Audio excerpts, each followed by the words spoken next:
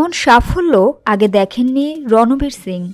গতকাল শুক্রবার মুক্তি পেয়েই তার নতুন সিনেমা ধুরন্ধর বক্স অফিসে ঝড় তুলেছে।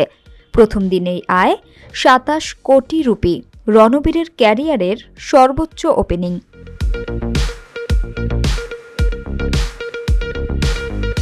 বিশেষজ্ঞদের ধারণা ছিল সিনেমাটি প্রথম দিনে ১৫ থেকে ১৮ কোটি রুপি আয় করতে পারে, কিন্তু ধুরন্ধর প্রত্যাশা ছাড়িয়ে গেছে অনেক দূরে।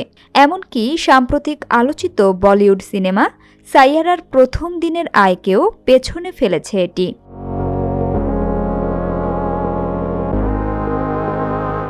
রণবীরের আগের কয়েকটি হিট সিনেমাও নতুন রেকর্ড ভেঙে দিয়েছে ধুরন্ধর। তার অন্যতম জনপ্রিয় সিনেমা পদ্মাবত প্রথম দিন আয় করেছিল ২৪ কোটি রুপি এবং সিম্বা আয় করেছিল ২০.৭২ কোটি রুপি।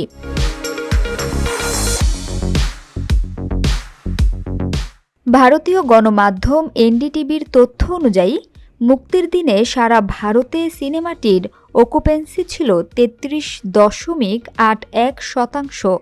দেশজুড়ে ৪,০০০টির বেশি শো বুক করা হয়েছিল এবং সন্ধ্যার পর শোগুলোতে দর্শক উপস্থিতি বেড়ে ৫৫%রও বেশি হয়।